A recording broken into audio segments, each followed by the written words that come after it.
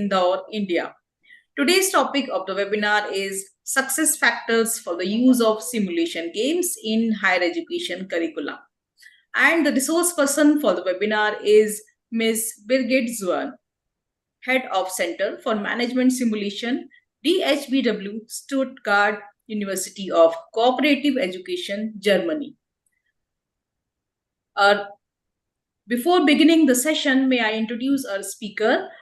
Ms. Birgit Zuan is an economist and has been active in university teaching for over 35 years. Since then, she has used business games as an interactive learning method.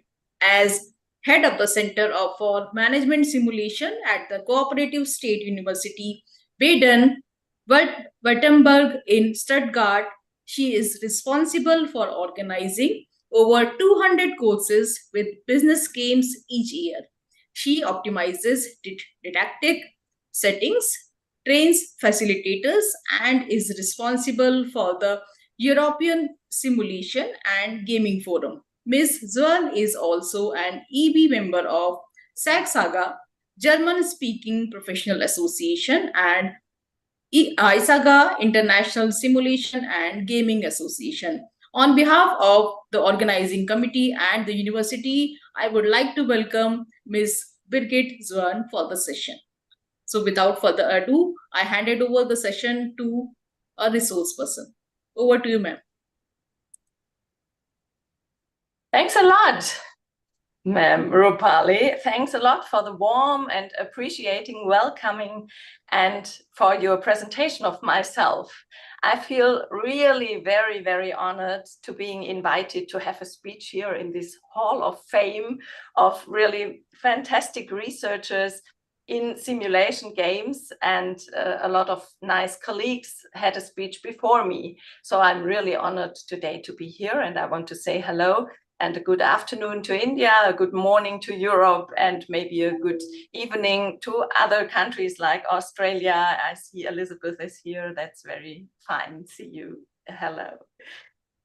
Yes, I'm, to be honest, not really also a researcher. I'm more a user of simulation games. And I think I'm really very experienced in using simulation games because I started 35 years before. My first simulation game was 1987.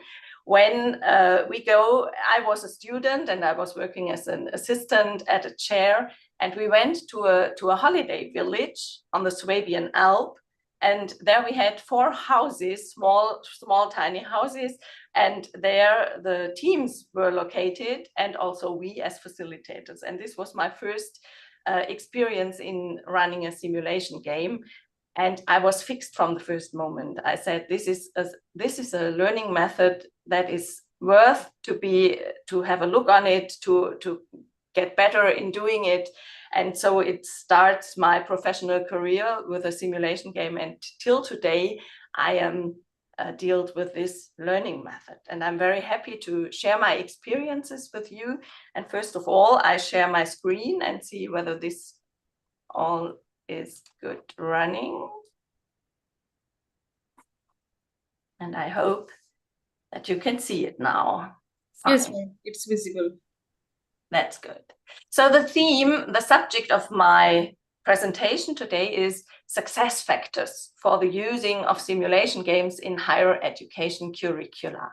I want to talk about these success factors, what can help to set up a successful simulation game. And this is really a huge theme, and I hope that I will get in 45 minutes the most important facts about it. So first of all, have a look at my outline. My outline is, just a second. Yes, here it comes. So I start in presenting shortly the Center of Management Simulation, where I'm the head of since 15 years. We just had the anniversary a week before. And we have here an excellent place to run simulation games at our university. Then I will talk shortly about the challenges of teaching today at universities, because I see that there are a lot of challenges and a lot of changes in the last years and months. And I have for sure an interactive part in this presentation. So we will doing a short Mentimeter survey. I hope that everything is running fine. And then I come to my main part to tell you something about the success factors. And these are a lot, as you can see. So who am I? My name is Birgit Zürn, and I'm an economist and business administrator. So we have a combined study program in Germany where you can study both the more big picture in the economy and also the company's management in business administration. So I studied this at the University of Hohenheim, nearby Stuttgart. What am I? I'm enthusiastic about simulation games. I just told it that it's my favorite learning method at all in my whole teaching life and learning life. I love this method really very much. And I'm, as I said, more in application, more in making the method better than in deep research. I have two colleagues of mine, Friedrich and Tobias, who are occupied with these research questions at our center. Yes, we just talked about it. In my leisure time, I am EB member of the iSaga and the SAC-Saga, so the International Association, and also the German-speaking countries of Swiss, Austria, and Germany. I am the organizer of the European Simulation and Gaming Forum, which takes place each 2 years in different countries, different towns in Germany, normally in Stuttgart or in Heilbronn was the last one. And we hope to maybe can organize the iSaga conference in 2025 in combination with this European Simulation and Gaming Forum. I see myself also as an ambassador for the method. I have a huge network, which I like to exchange ideas. We are going to meetings, we are going to conferences, just to help each other getting better in running simulation games. And last but not least, I have a hobby. I'm a musician. So I'm playing the oboe in a symphony orchestra here in Stuttgart. What is the Center for Management Simulation that we run here at our university? We have a special university. Our students are in a dual program, so they are all working in companies and coming to us in a 3-month change with practice and theory, practice and theory. And you see here some of our students playing a lot of games, playing also Lego. We are also doing Lego serious play. In the left corner, you see them building up a tower of wooden blocks. This is a team building exercise. So we are also integrating these team building exercises in our program. And yes, in the right corner, there is a tower that they built. It's a roller coaster, which they built in a project management game.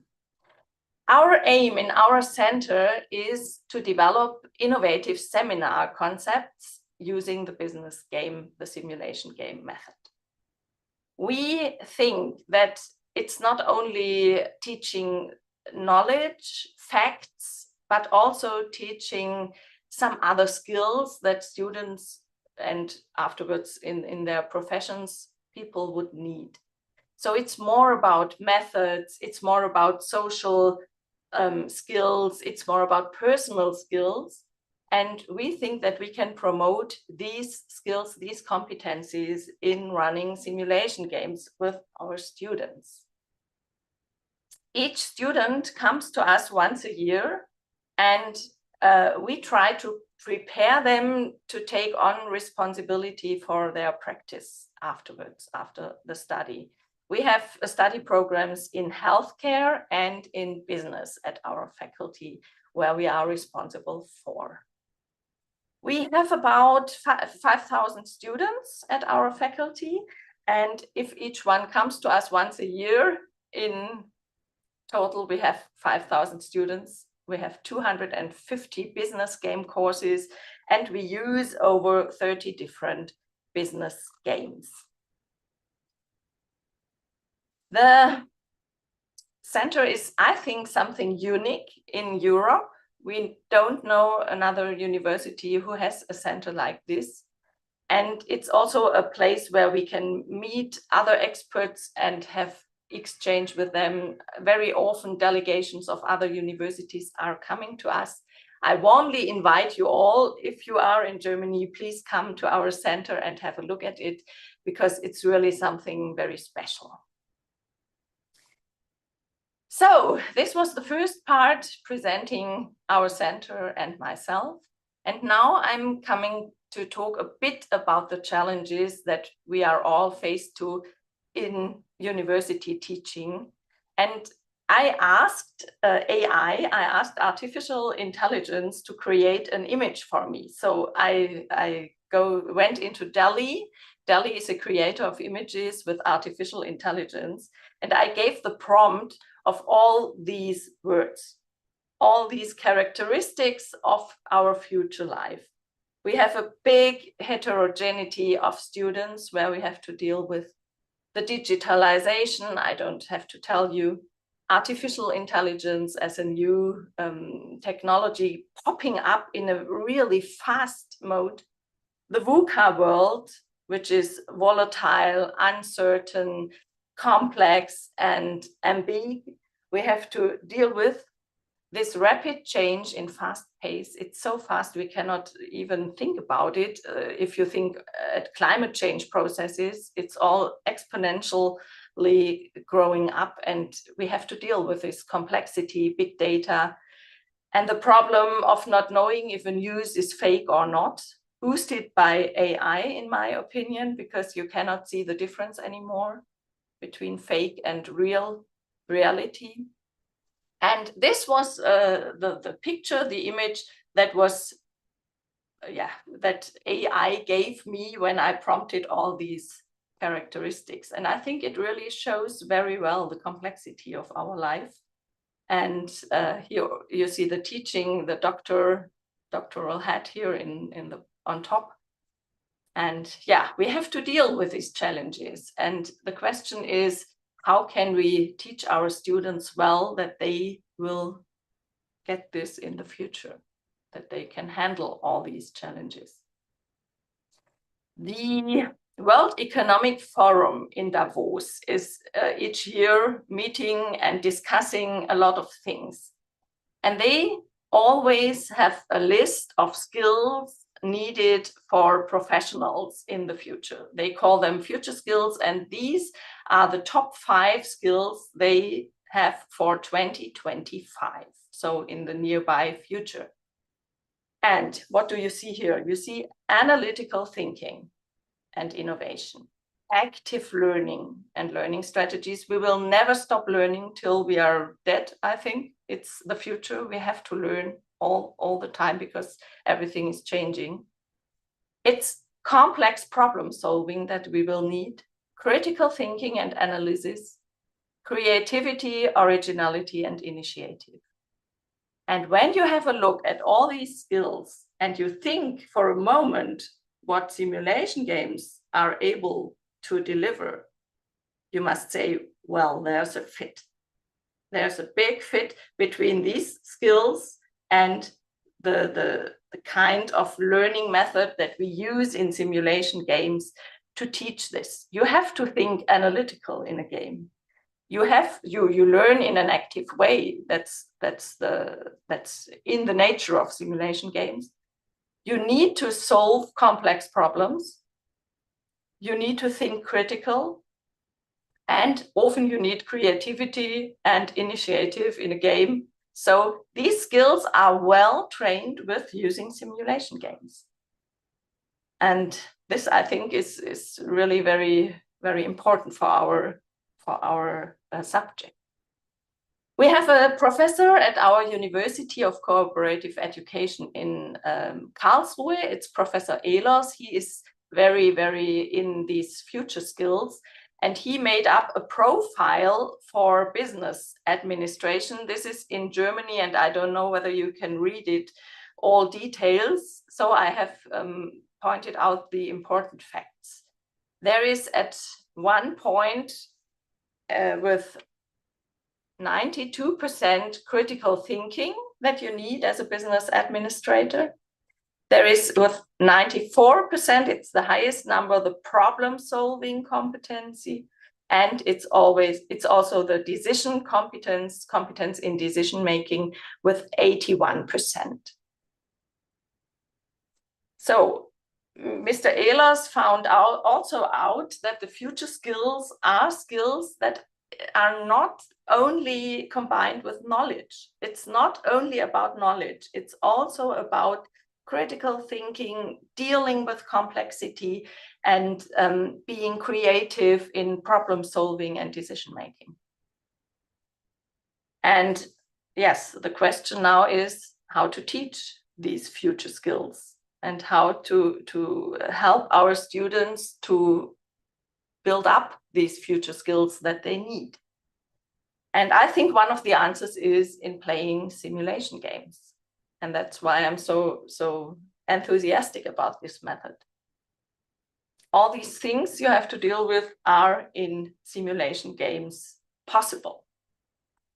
So I hope this short introduction will help you now to jump into the interactive part.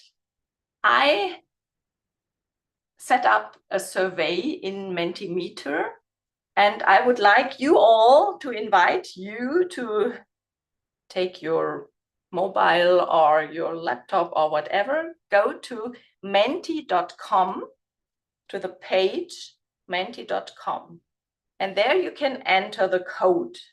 The code is 4470849, or you just scan the QR code you see here.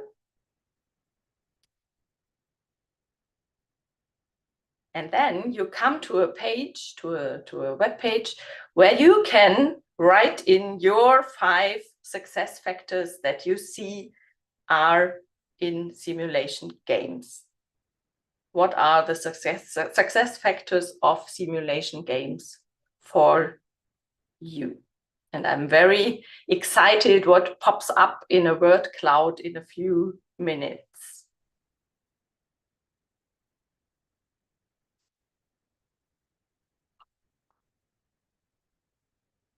So, and I will change the screen so that you all can see.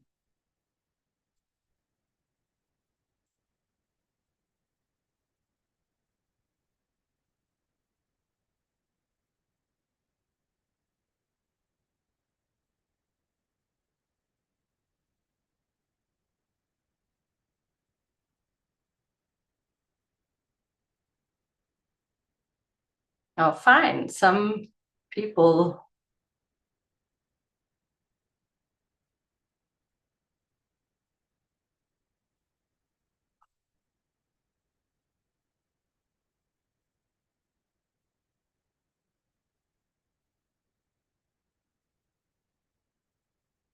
Oh, there's a question in the Q&A that I have to show the QR code. But if you go to menti.com and use this code here on top of the page, it should work. Oh, I'm very happy to see such much popping up here in the word cloud. Thank you, guys, that you are giving me your experiences and your responses.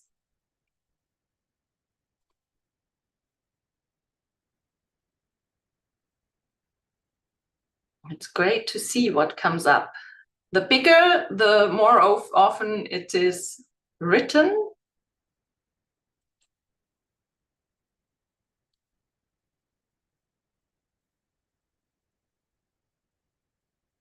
And the biggest word is easy to understand. And that's what is one of the success factors of a simulation game, that you get in an easy way an understanding of complex things.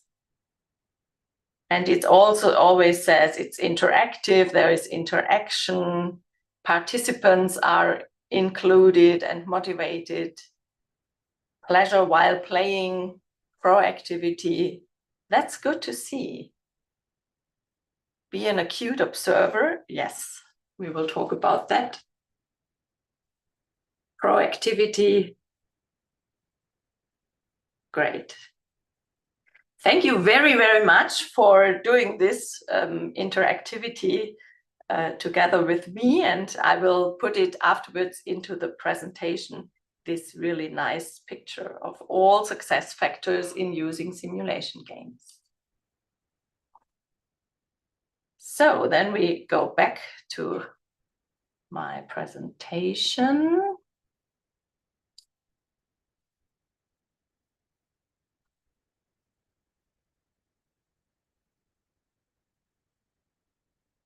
And I hope you can see it again.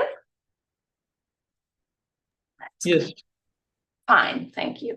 So now I'm coming to the main part of my presentation, because I want to talk about the success factors of simulation games that I see in my personal experience.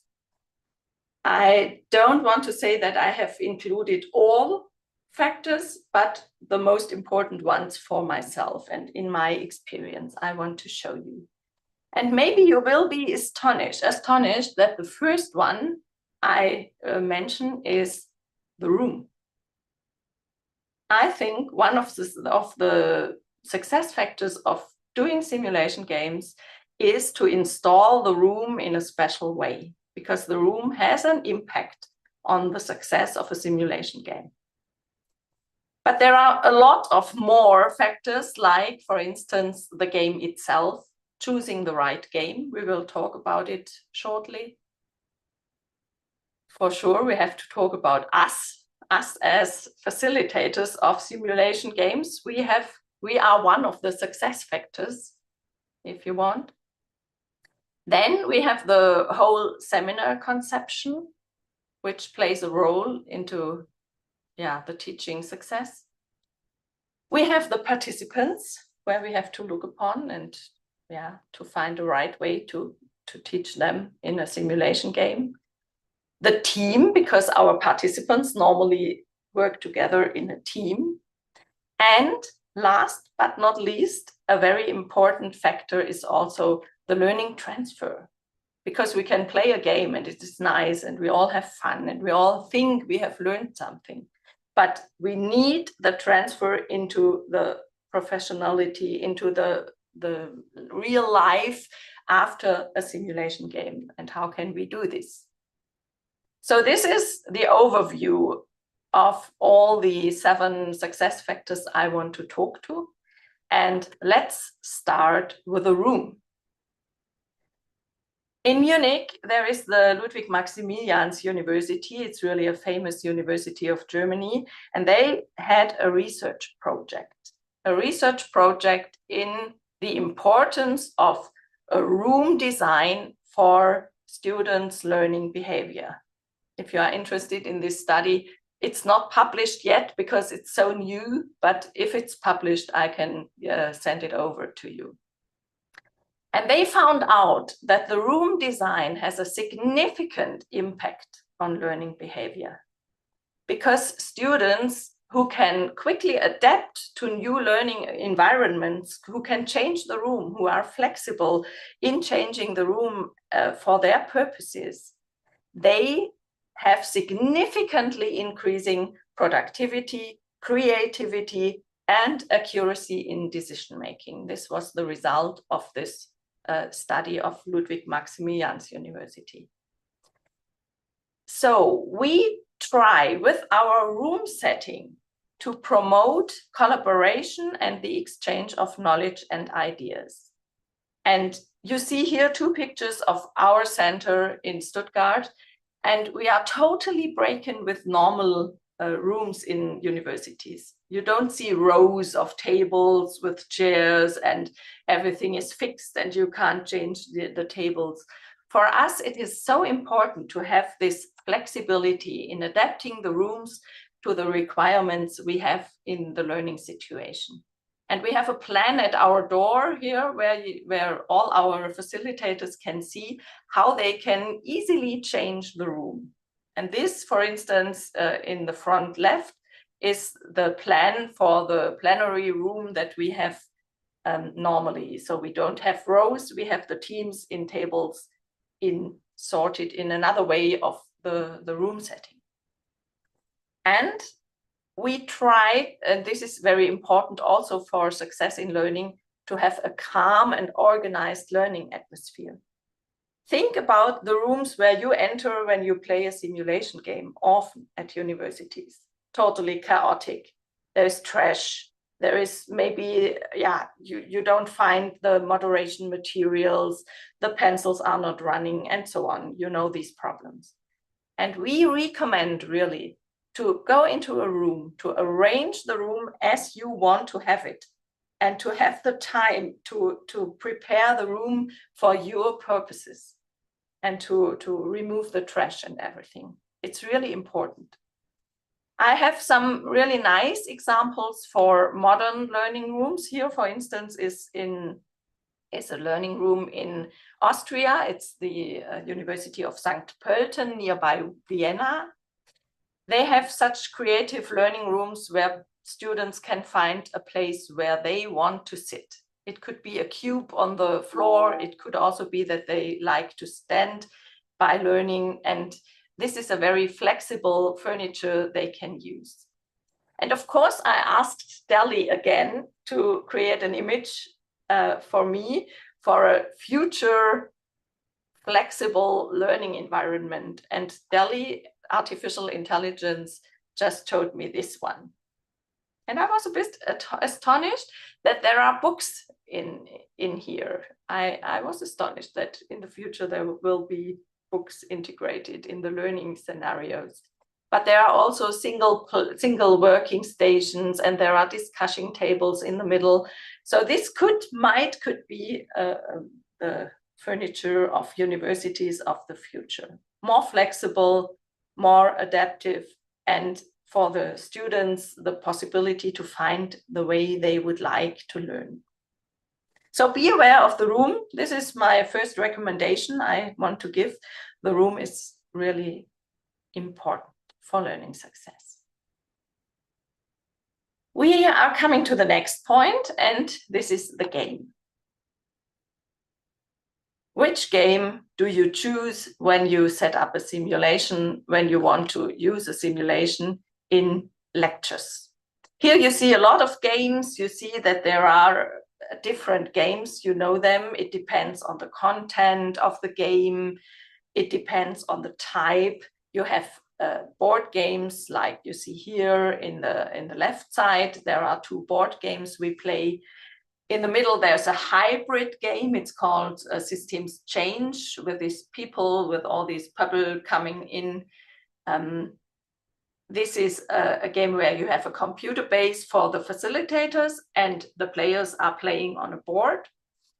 Then you see a computer-based game on the right side, and you see different gaming material you can use.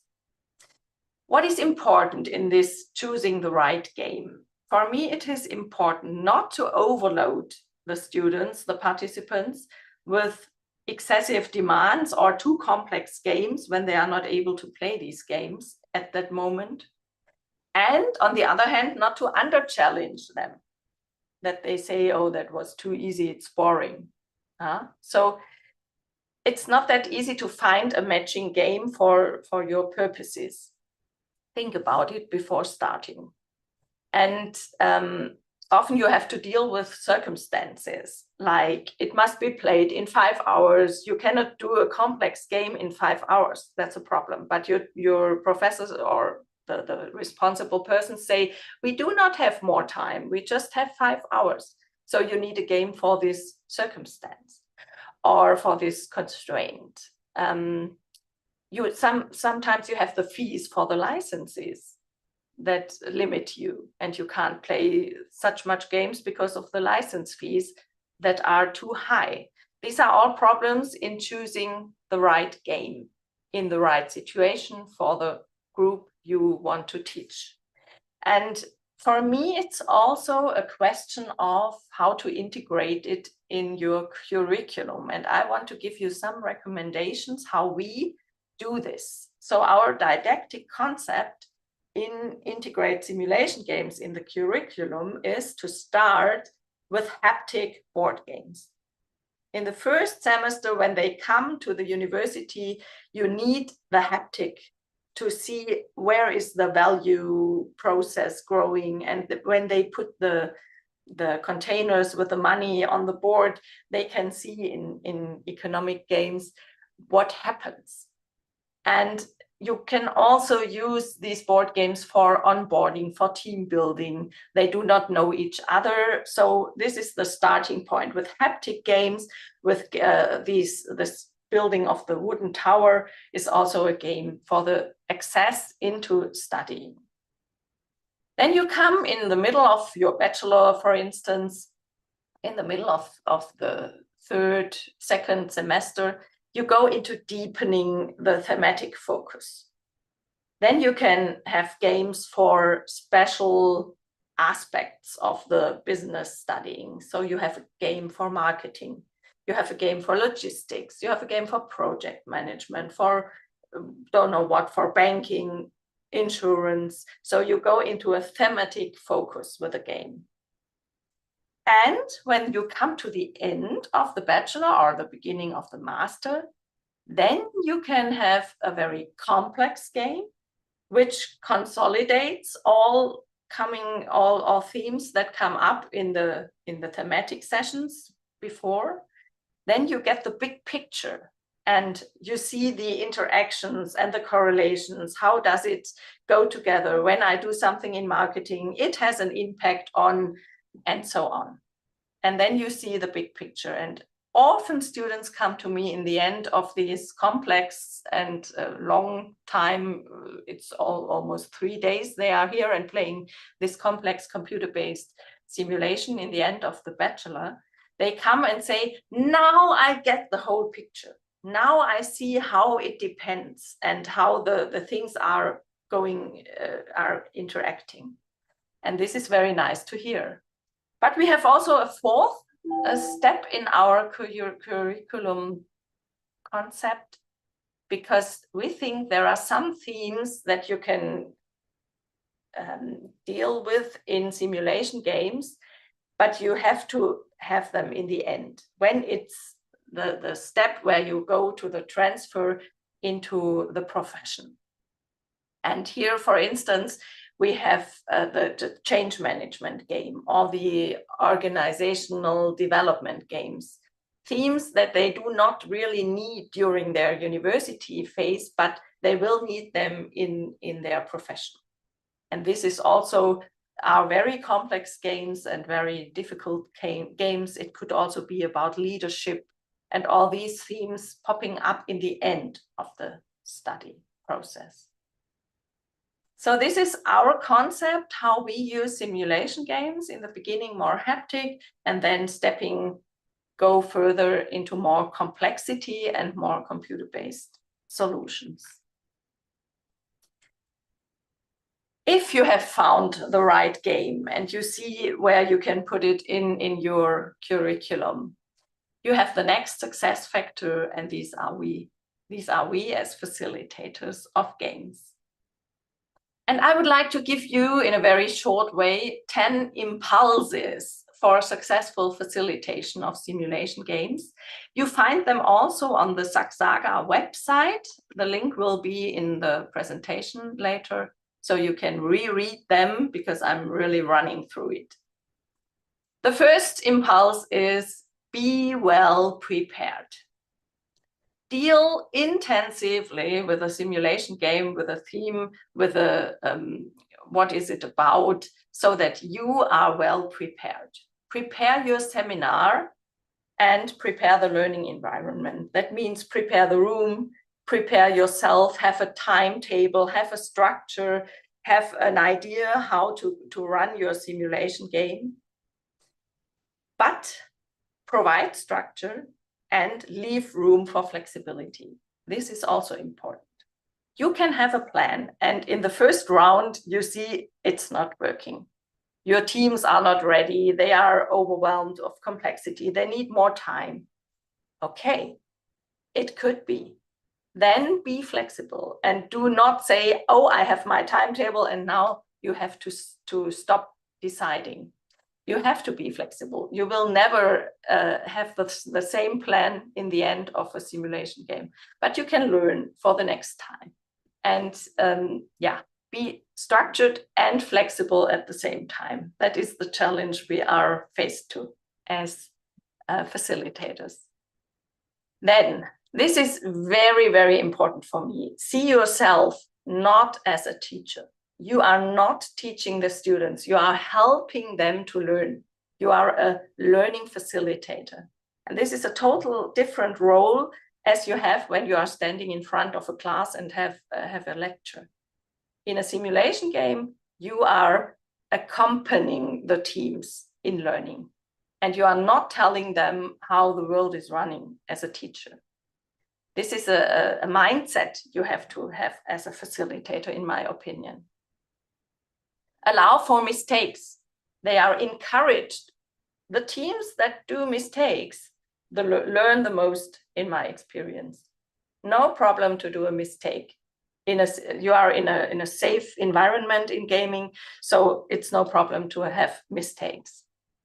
Take the participants and their knowledge, needs, and experiences seriously. Have in mind when they are tired, when they need a recreation pause. Yes, take them with all their mistakes, all their problems, all their challenges they have.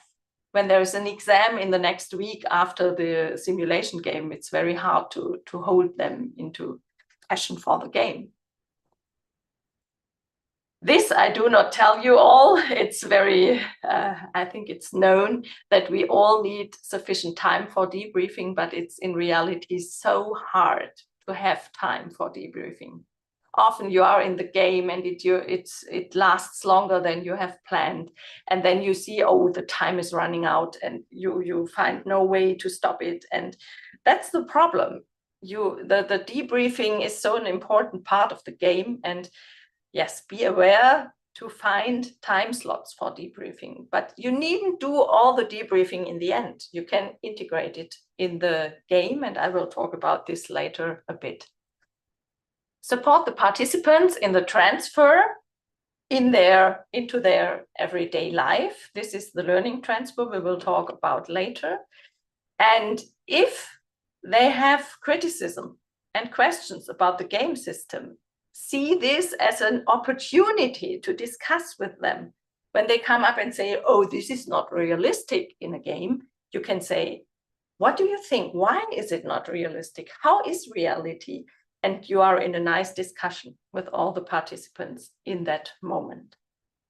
And the last point, the last impulse is that is also very important for me. Reflect on your own behavior. Have a mirror behind you, have a camera behind you that films you during your simulation game, not in real, but in fantasy, so that you can reflect later on and learn from your mistakes also. A very nice group of colleagues, one of them is also here, have found these 6 roles and tasks for facilitation in their S&G journal article, Complexifying Facilitation by Immersing in Lived Experiences of On-the-Fly Facilitation, very recommended article of Marike and her colleagues. And you see here, what is the role and task of a facilitator? She must be scenario director, motivator, coach, expert, analyst, observer, and all in one person. And maybe a few of you know my special word for this, and I will show you a picture of it. For me, a facilitator must be an egg-laying wool milk pig. So this is a fantasy creation, but it can everything. It can lay eggs, it can have wool, milk, it is a pig also, it's a cow, it's, I don't know, whatever. So this is our role as facilitator of a simulation game, and this is challenging, for sure. Good. Now we have nearly half of our success factors. We have the room, the game, and a look at our facilitators. And now let's have a short look at the seminar conception, which is also very important for a successful game. You can run simulation games in block events. You have 2 days, 1 day, 3 days, a week, whatever, but you are running the game in a block. The advantage is that people are coming into a flow. Yeah, they are totally in the game. They are in their decisions. They needn't stop and come the next week again to the game. They are in the game.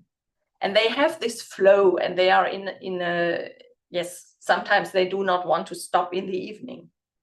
And if you want to go to an external training center, for instance, as I told, this holiday village in the Swabian Alp, it's the only form you can play the game, in a block seminar. If you have a complex haptic game, you have to set up the board and all the material and all the stuff.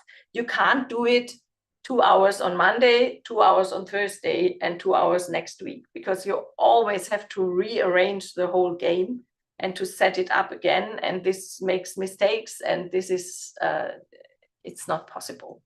So for these forms of running a game, the block event is the best form. But there are a lot of games, the computer-based, for instance, there it is no problem, which are split up during the semester. So you play each Monday morning, for instance, it's gaming time.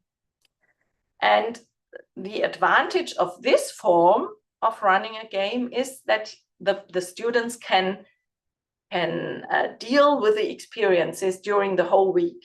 They can think about it, they can rethink what they did. Maybe they find another solution, they have more time in between. And the game phases in this form of splitting up the simulation game, you can do them also in the presence phase, in this phase when you meet on Monday morning, or you can say, please find a slot in this week where you do your decisions in self-studying. But then you need a kind of hotline or assistance form to help them when there are questions. The debriefings I would also do in presence. This is the best way, when all are together and you can discuss with them online or in the room, doesn't matter.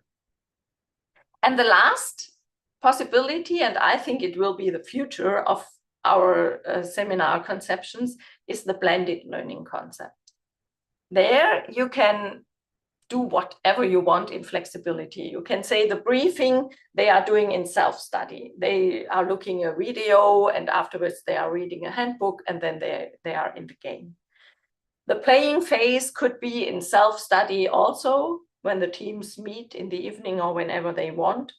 The debriefing could be in plenary sessions. You can do, for instance, a single player mode in the beginning and then meet and have a block seminar. So these blended learning concepts allow a lot of flexibility. And I think this will be the future of seminar concepts with games. We in our center, we are only doing block events because we have the problem that our rooms are limited. And we have to staple our games. And so we can't do 2 hours this game, 2 hours another game. This is organizational, not possible in our center. In a special issue of the simulation and gaming edition, we had an edition on facilitation. And there is an article of my dear colleagues, Heide Lukosch, Maria Frese, and Sebastian Schwägele, and me. And I really can recommend this article to you, because there we try to show the complexity of a seminar with gaming. And we have this impulse debriefing spiral for simulation games developed here. And you see here this a bit complex image. I don't know whether you can read it. I hope you can. Here is the preparation part in the left side. You have some external influences. You have to think about the time, the room, the theme, what you want to integrate into your simulation game event. You have to decide the learning environment, with which methods do you want to use, which simulation game do you want to use. And you have to think on the participants and be aware what do they want. But you don't know it really. You just have some assumptions and selective information about them. And then the event starts. This is this point. The gameplay process starts, and hopefully the learning process starts. And in the beginning, the gameplay is more important, and the longer your game is going, the learning process will increase. So, and you have some targets set up in the beginning that you want to teach. And then you start the event, and what happens? It could be that the participants come up and say, oh, our theme at the moment is sustainability. We want to learn something about sustainability in this game. And you didn't have that in your mind, maybe in preparing. So it could be that individual goals of the participants have an influence on your targets, and you have to deal with it. You can't say, oh, that it's not in my interest, I do not deal with it. You have to, because if not, they are disappointed. So it can be that in the game process, a lot of things happen and pop up, and you have to deal with it and change your targets maybe, and change your gameplay process if they want to change some rules, for instance. You can talk with them, you can discuss it, but maybe you have to do it. And this is the influence of the participants on the gaming and learning process. They want to change the rules, so do it. It's here, this arrow number 2. So what we want to say with this debriefing spiral is that debriefing is not in the end, only in the end of a game. You don't play the game and then you come to the end and you say, so what did you learn? No, you have during the whole game, you have these phases of getting up some impulses of the participants, reacting on them, discussing in the teams, in the plenary, and the debriefing never ends. Yeah, this is what we want to say, and I really can recommend this article if you are interested in this point. So I have to look at the time, I think, yes, and hurry up a bit. The participants, we want to look very shortly at the participants. I have some data brought with me because we are evaluating all our simulations, and we have a lot of thousands of data coming up, and we ask the participants how high was the interest at the beginning of the simulation game, and in the end, how satisfied are you and did you learn something? And in the beginning, it's not that much high. It's 3.66 on a scale from 1 to 6. 3.66, oh, we are interested, but not that much. But what is what we like very much is that in the end, they feel satisfied and they think that they have learned something because they are at 4.46 in the end. So it's really an increasing of satisfaction. And the question is, how can we get these better results? How can we get this satisfaction in dealing with the participants? And I want to give you 4 tips how we do this.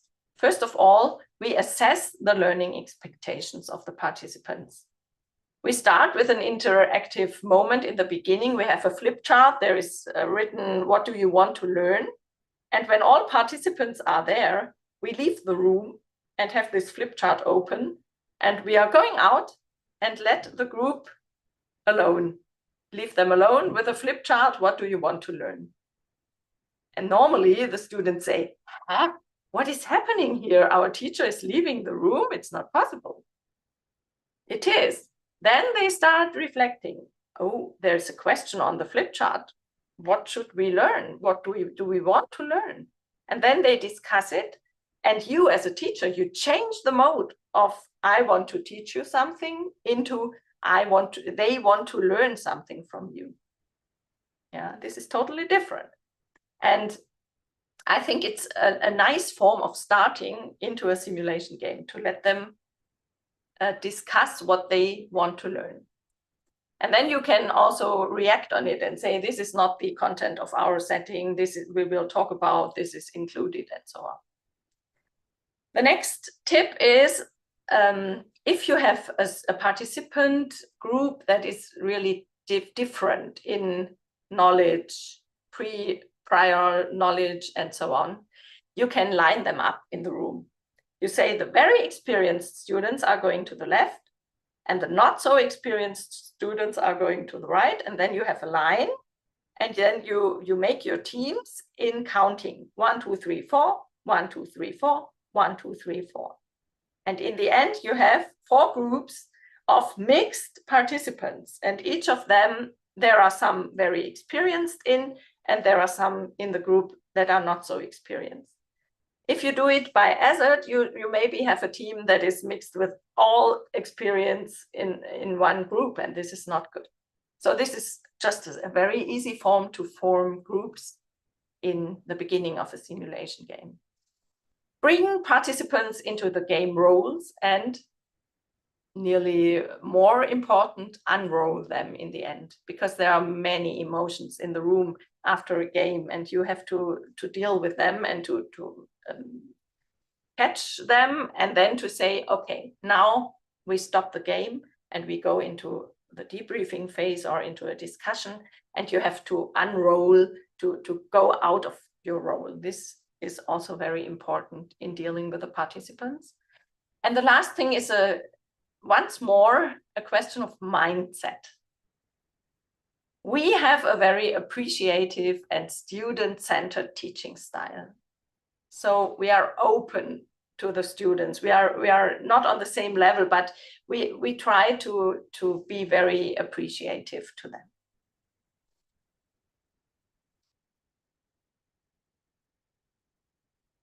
So looking at the team, when we look at the team, I have some more numbers of our evaluation for you.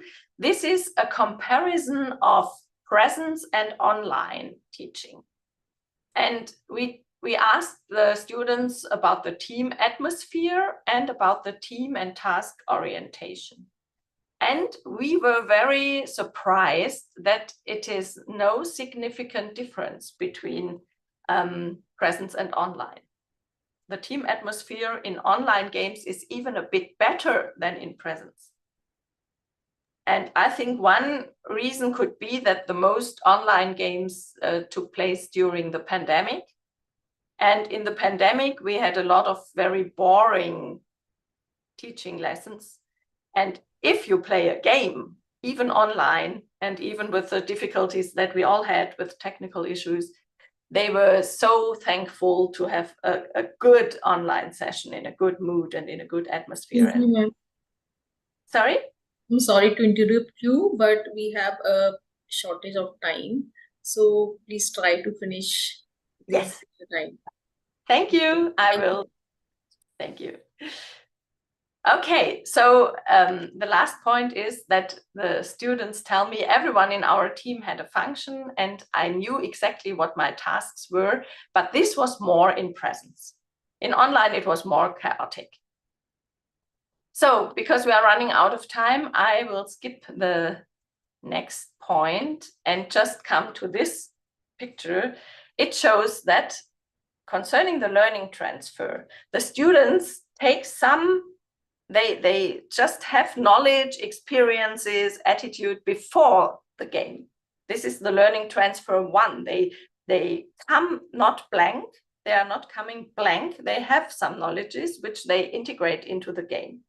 In the game, they can combine it with the learnings and the experiences of the game. And in the end, they have hopefully an added value. So we have 2 learning transfers in a simulation game, coming into the game and going out of the game. Fine, these were my success factors. And in the end, I just come to a short conclusion. Simulation games are challenging, they are complex, but they are also fascinating, exciting, and satisfying for everyone. And here you see some outlooks, what I think what will be the future of simulation games. It will be more flexible, there will be new content, new technologies, maybe more interdisciplinarity in games. It's one thing that we forced to do, to have interdisciplinary mixed teams. And we hope that we can increase the peer exchange of facilitators. So to help each other of getting better and to exchange ideas how to do a good simulation game. So thank you very much. I'm sorry to be a bit too long, and you will get the presentation in the end, I think, and then you can reread all these things I have in my presentation. Thanks a lot for your attention, and now I'm very happy to have your questions. Thank you, ma'am. Thank you for the thought-provoking and insightful session. Now we open the floor to our participants for questions. Please write or type your questions in the chat box, and all the panel members are also requested to please ask the questions if they have any. You may write your questions in the chat box as well.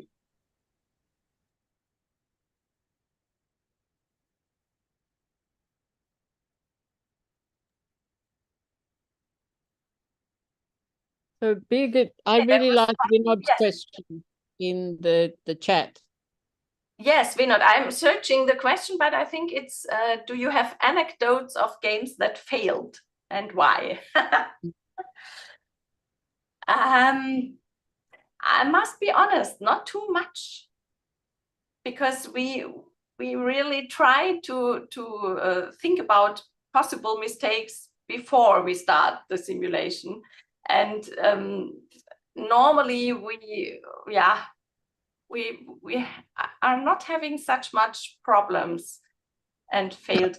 We had one game that we took out of our program because it was not well running, because you have a lot of material stuff of papers and hundreds of papers they are using, and the people, the participants say us, this is not sustainable, this game. And it was about sustainability. So that was the problem. If you have a game about sustainability and you are using too much material, that doesn't go together. But I can think, are there other people who have some nice anecdotes? For instance, Elizabeth, or I don't know, Irina. Well, I did have several anecdotes, which I'm not going to tell any of you on a public platform. You will read about it in my autobiography. Okay. I will not tell any of you the mistakes I made. Several of them. Great. Yes, we can have a session in one of the following conferences to talk about these anecdotes. Or maybe we need a new webinar on the mistakes that facilitators make. Fine. Good idea. I like that. Yes. So I see another question. What do you do when participants do not accept negative feedback from the game model and blame the facilitator for negative experiences? It is not that rare that participants come up and say, oh, that's not realistic. It's absolutely not realistic what is in your game. This is wrong. And then I use it as as a challenge for myself, and I say, oh, okay, it's wrong. What is wrong? Tell me, what is not real? What is your problem with the game?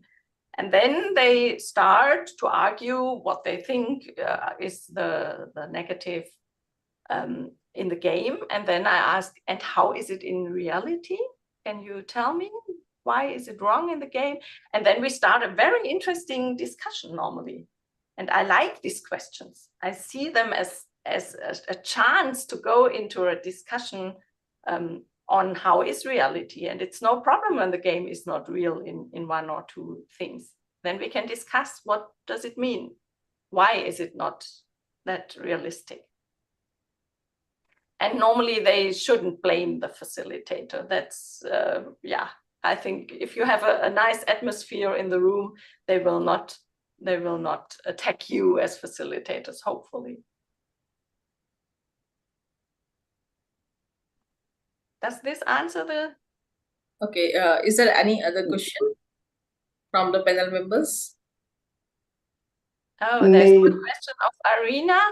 How many times does the same student play the same game?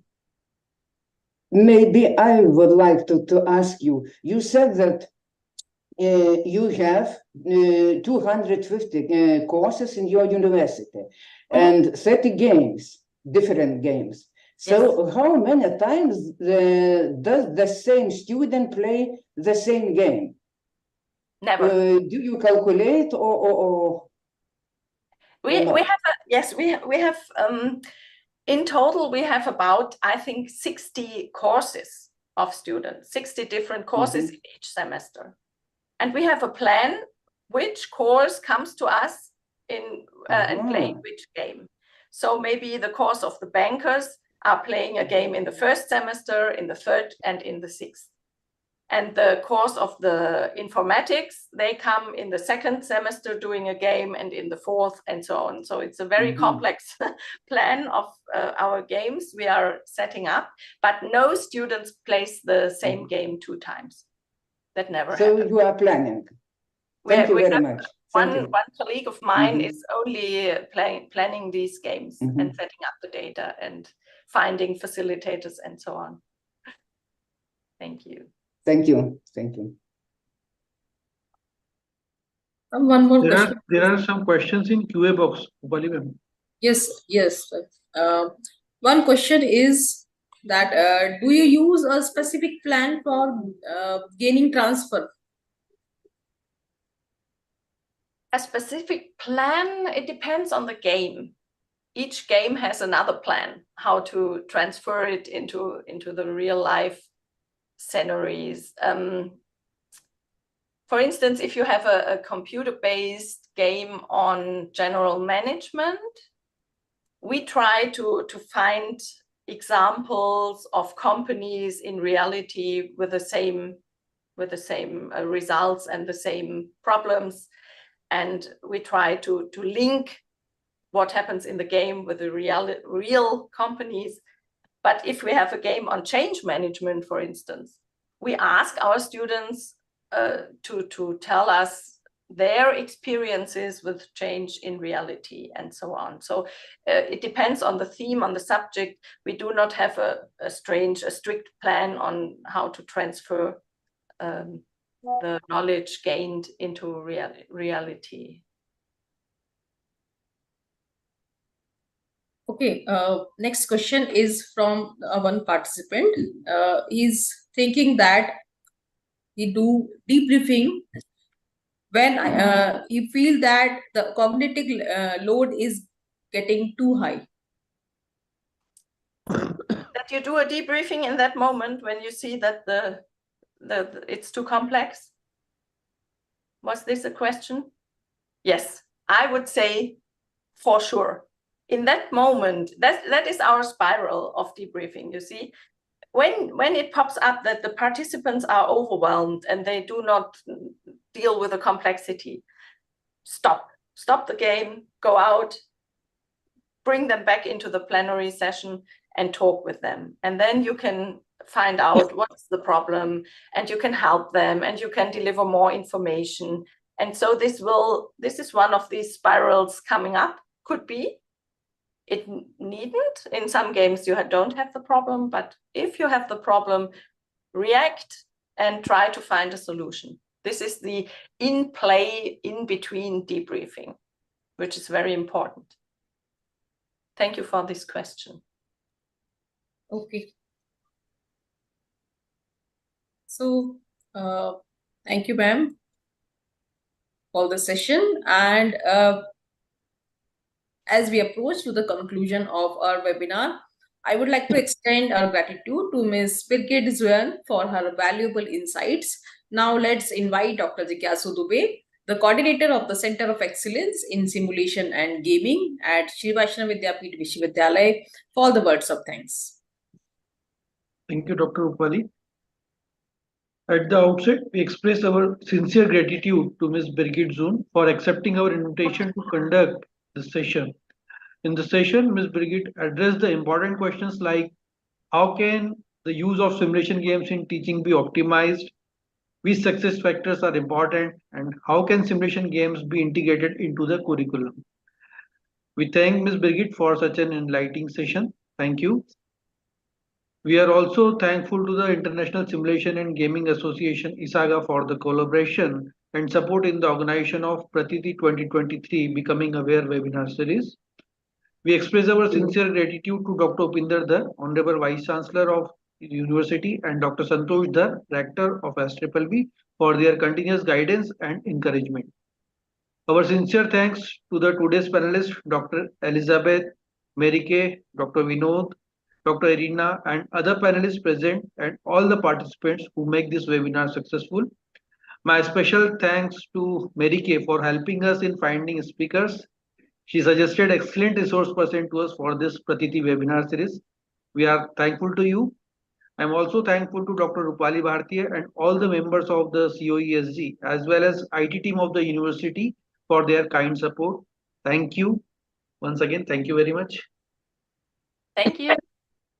Thank you, Chikasa, and thank you. Good night, everyone. Thank you. Good afternoon. Thank you. Bye-bye. Thank you. I request all the participants to please See fill you. the feedback form for getting e-certificates. Thank you. Have a great Good day. afternoon and good morning. Thank you. Bye. See you. Bye, Birgit. Thank Bye. you. Bye. Thank And you. I will send my presentation to you. Huh?